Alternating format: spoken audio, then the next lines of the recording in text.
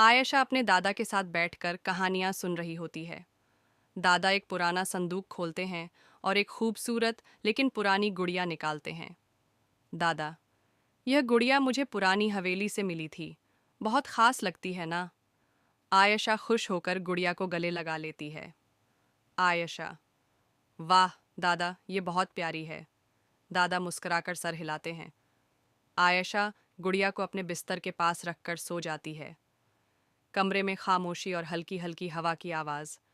अचानक खिड़की खुद ब खुद हिलती है और गुड़िया की आंखें लाल चमकने लगती हैं। गुड़िया की हल्की सी हंसी गूंजती है। हा हा हा। आयशा चौंक कर उठती है और डरते हुए इधर उधर देखती है। आयशा, क कौन है?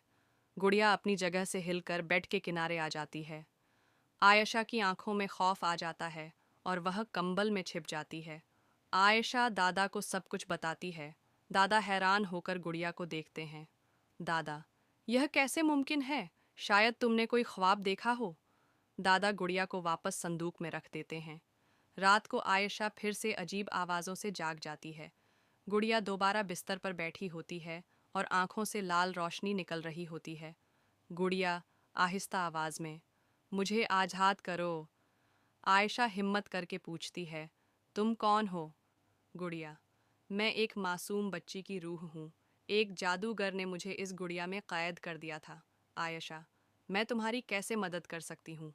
गुड़िया, मुझे इस बगीचे के सबसे बड़े दरख्त के नीचे दफन कर दो। आयशा छुपकर बाहर जाती है और बगीचे के सबसे बड़े दरख्त के नीचे गड्ढा खोदती है। गुड़िया को गड्ढे में रखकर मिट्टी डालती है।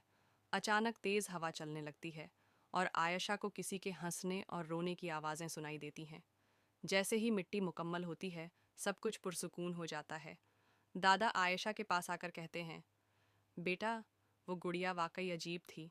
पुरानी हवेली के लोग कहते हैं कि वहाँ एक बच्ची की रूह कैद है। आयशा मुस्कुराते हुए सोचती है, अब वो बच्ची आज़ाद है। अंजाम।